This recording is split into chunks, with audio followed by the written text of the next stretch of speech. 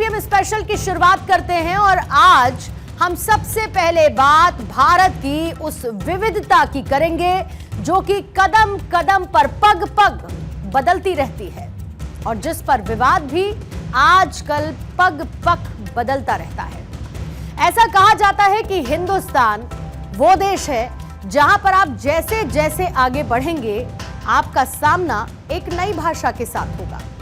भारत के ऊपर यह कहावत बिल्कुल सटीक बैठती है, कोस कोस पर बदले पानी, चार कोस पर पानी। भारत में 22 आधिकारिक भाषाएं बोली जाती हैं जो कि हिंदुस्तान की खूबसूरती को, विविधता को बयां करती है। लेकिन इन्हीं भाषाओं पर अक्सर देश के अलग अलग हिस्सों में विवाद पनपता रहता है और यही अब भी देखने को मिल रहा है, जो कम से कम देश हित में भारत की विविधता के लिए तो ठीक नहीं है।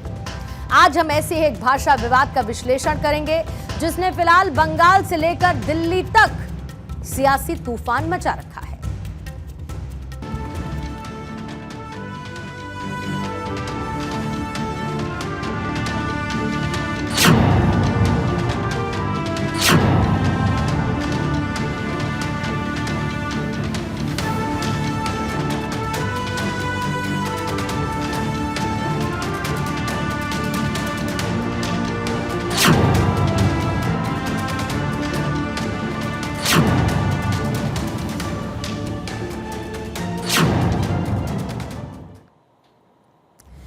सामने अगर चुनाव हो तो राजनीति मुद्दों को टटोलना शुरू ही कर देती है और ऐसा ही एक मुद्दा बंगाल की टीएमसी तृणमूल कांग्रेस को दिल्ली पुलिस ने अपने महज एक शब्द के इस्तेमाल से दे दिया।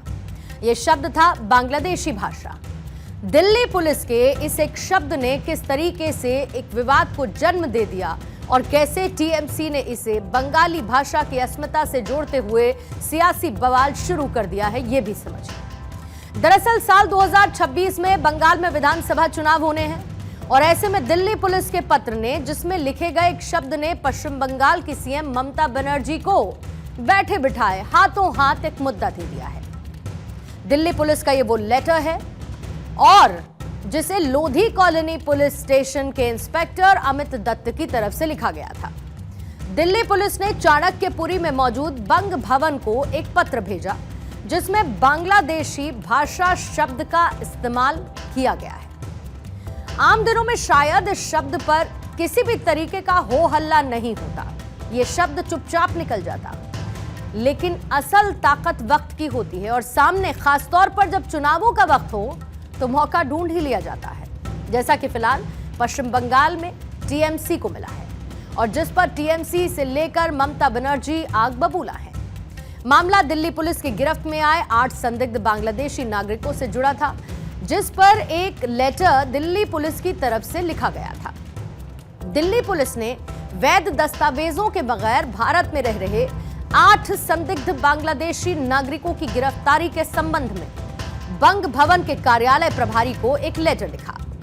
इस लेटर में दिल्ली पुलिस ने यह रिक्वेस्ट की थी कि बंग भवन गिरफ्तार लोगों के पास से मिले हुए बांग्लादेशी भाषा कोट अनकोट बांग्लादेशी भाषा में लिखे हुए पहचान वाले दस्तावेजों का हिंदी या फिर अंग्रेजी भाषा में ट्रांसलेशन अवेलेबल करा दें। बस टीएमसी और ममता बनर्जी ने इस बांग्लादेशी भाषा शब्द को हाथों हाथ ले लिया, जिसके बाद इस पर घोर आपत्ति व्यक्त की गई।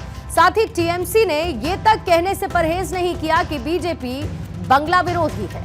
बांग्लादेशी भाषा, इस एक शब्द पर सियासी बवाल इसीलिए भी ज्यादा है क्योंकि ये दिल्ली पुलिस गृह मंत्रालय यानी कि होम मिनिस्ट्री के अंडर में आती है और गृह मंत्रालय संभालते हैं अमित शाह। पश्चिम बंगाल की मुख्यमंत्री ममता बनर्जी और सेंटर के बीच किस तरीके से खींचतान चलती रहती है ये हम सब जानते हैं और अब इस एक शब्द ने इस खींचतान को और ज्यादा बढ़ा दिया। वजह पश्चिम बंगाल की सीएम ममता बनर्जी इस मुद्दे को छोड़ने के मूड में तो कम से कम दिखती नहीं, जैसा कि उनके एक्स पोस्ट पर दिखता भी है। ममता बनर्जी ने सोशल मीडिया प्लेटफॉर्म एक्स पर क्या लिखा है वो लिखती हैं कि देखिए कैसे भारत सरकार के गृह मंत्रालय के सीधे नियंत्रण में दिल्ली पुलिस बंगाली को बांग्लादेशी भाषा बता रही है। बंगाली जो कि हमारी मातृभाषा, रविंद्रनाथ टैगोर और स्वामी विवेकानंद की भाषा है।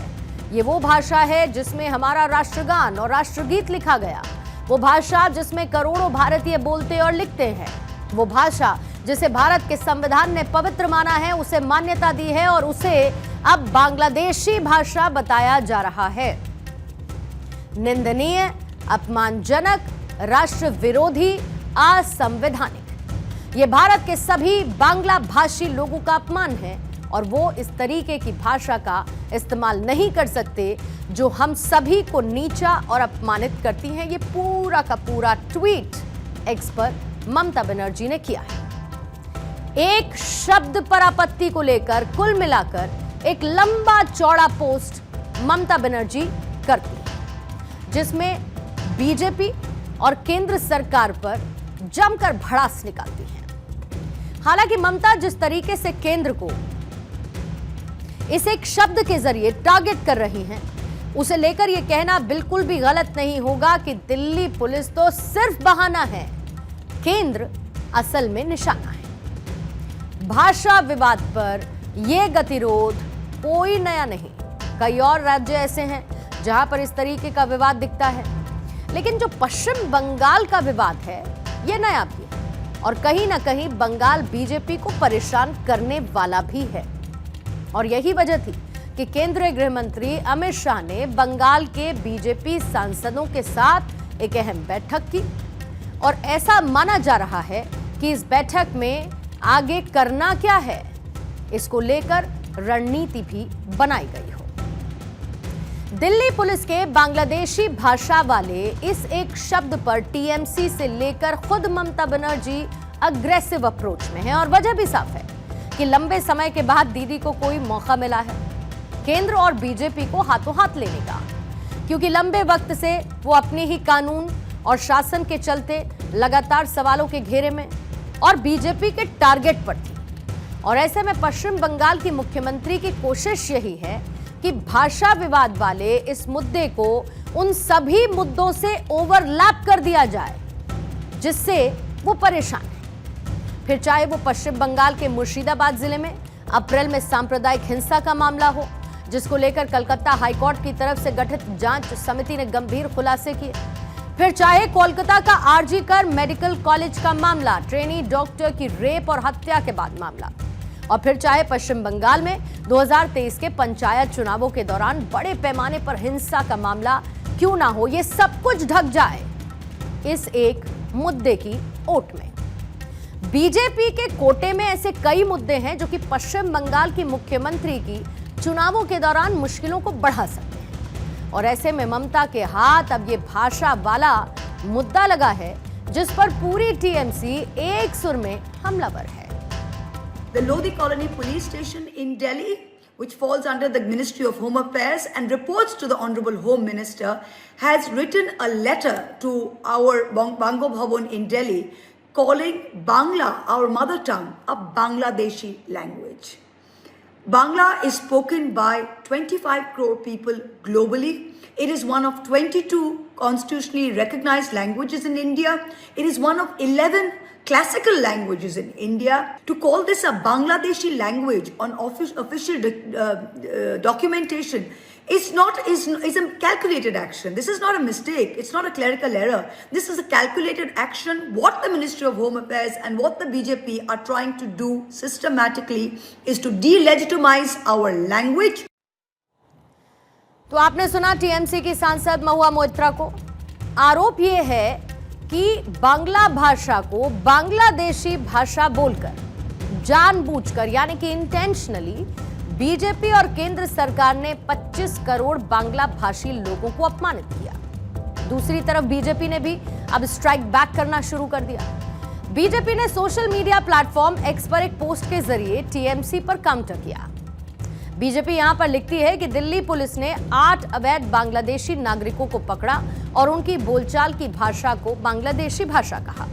अब टीएमसी अपमानजनक ढंग से यह दावा कर रही है कि यह हमारी भाषा का अपमान है, लेकिन विडंबना यह है कि उनका पूरा आक्रोश बांग्लादेशियों के बचाव में है।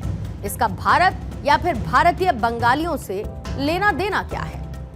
Now BJP very well new कि ममता बनर्जी लगातार ऐसे ही किसी मुद्दे की खोज में थी और मुद्दा मिल भी गया। और ऐसे में ममता और टीएमसी को काउंटर करना जरूरी हो जाता है। बीजेपी वो कर भी रही है। भाषा जो दरअसल लोगों को एक दूसरे से जोड़ने के लिए पुल का काम करती है। दिल्ली पुलिस की आखिर मंशा क्या रही होगी इस एक शब्द को लिखने में, इसके बारे में फिलहाल कुछ भी कहा जाना जरा मुश्किल नजर आता है। लेकिन शायद इस शब्द को लिखते वक्त दिल्ली पुलिस को ही इस बात का अंदाजा नहीं होगा कि उसका ये शब्द कितने बड़े सियासी विवाद को जन्म दे देगा। लेकिन बात अगर बांग्लादेशी घुसपैठियों की जाए तो दिल्ली में अवैध बांग्लादेशी घुसपैठ एक बड़ा मुद्दा है। दिल्ली पुलिस ने 2024 और साथ ही 2025 में अवैध बांग्लादेशी प्रवासियों के खिलाफ एक व्यापक अभियान चलाया, जिसमें जनवरी 2025 में 5 बांग्लादेशी नागरिकों को पकड़कर उन्हें डिपोर्ट किया गया।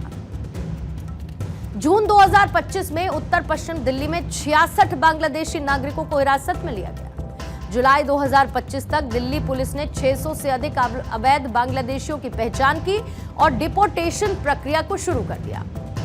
मार्च 2025 तक 2355 अवैध बांग्लादेशी पकड़े गए, जिनमें 906 ने देश छोड़ दिया है। देश में दरअसल अवैध बांग्लादेशी घुसपैठ लगातार दिखी है और भारत की सियासत बंगाली और बांग्लादेशी भाषा पर अटकी है। फिलहाल ममता बनर्जी, टीएमसी और बीजेपी दोनों के अपने अपने पक्ष हैं। अपनी अपनी राजनीति के हिसाब से दोनों का अपना अपना राजनीतिक स्टेटमेंट है। बीजेपी और टीएमसी दोनों की तरफ से दिल्ली पुलिस को गलत और सही ठहराने की कोशिश की गई और मामला असल में चुनावी मुद्दे का है। और अंदेशा यही है कि चुनाव नतीजे आने तक ये सब इसी तरीके से सियासी हवा में तैरता मिलेगा।